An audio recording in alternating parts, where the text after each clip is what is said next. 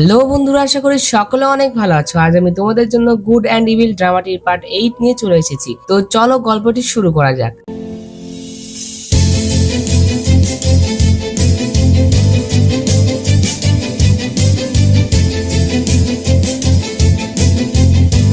এপিসোডের শুরুতে আমরা চুনিয়াওদের দেখতে পাই। তারা যখন সেখানে ছিল তখনই চুনিয়াও একটি আওয়াজ শুনতে পায়। তখন শিয়াওশান বলে যে এটা হলো জুয়েলাং গোষ্ঠীর লোক, তারা এখানে আইস ফায়ার হোলি স্টোন নিতে এসেছে। এ কথা বলে সে যুদ্ধ করতে যেতে লাগে, আর তখনই তার সামনে কঞ্চি চলে আসে আর সে তাকে বলে যে তুমি যেও না। আর তখন শিয়াওশান বলে যে সেই জুয়েলান গোষ্ঠী আমার পরিবারকে মেরেছে আর তারা আমার প্রজাদের অনেক রক্ত ঝরিয়েছে, আমি এগুলো ভুলিনি, আর এখন আমি আর তোমার পালক ঈশ্বর নই।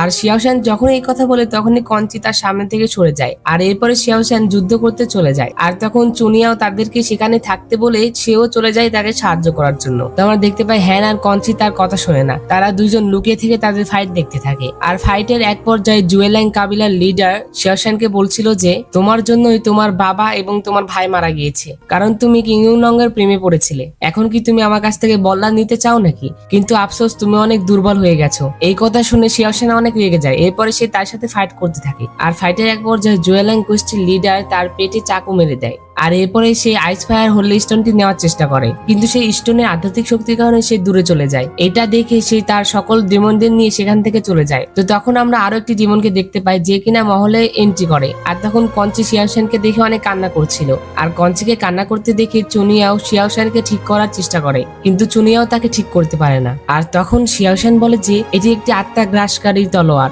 আর যেটির কারণে আমার অভ্যন্তরীণ আত্মা ভেঙে গিয়েছে, তাই আমাকে বাঁচানো অসম্ভব। আর তখন শিয়াওশান কঞ্চিকে বলে যে তুমি এখন অনেক বড় হয়ে গিয়েছো, আর ভবিষ্যতে আমি তোমাকে আর রক্ষা করতে পারবো না, তাই তোমার নিজের খেয়াল নিজেকেই রাখতে হবে। আর তখন কঞ্চি বলে যে আমি চাই না যে তুমি মারা যাও, আমি চাই তুমি সবসময় আমার পাশে থাকো। এই দৃশ্যটি অনেক কষ্টের ছিল। তোমরা যদি এর ফিলিংস পেতে চাও তাহলে অবশ্যই অরিজিনাল এপিসোডটি একবার দেখো। তো এরপরে শিয়াওশান মারা যায়।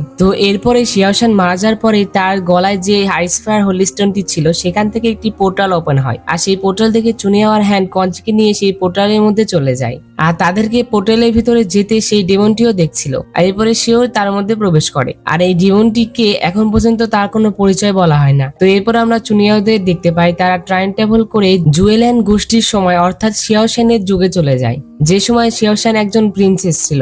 আর তখনই সেখানে শিয়াওশান চলে আসে। শিয়াওশানের সম্পূর্ণ ড্রামাটি যদি তোমাদের দেখতে হয় তাহলে অবশ্যই আমার চ্যানেলে প্রবেশ করবে এবং চ্যানেলে প্লে লিস্টে চলে যাবে, এবং প্লে লিস্টে যাওয়ার পরে তোমরা এখানে সকল ড্রামার প্লে লিস্ট পেয়ে যাবে, যেখানে তোমরা ক্লিক করলে প্রতিটি ড্রামার প্রতিটি এপিসোড তোমরা এখানে পেয়ে যাবে। এখান থেকে তোমরা প্রতিটি ড্রামার প্রতিটি এপিসোড সম্পূর্ণ দেখতে পাবে।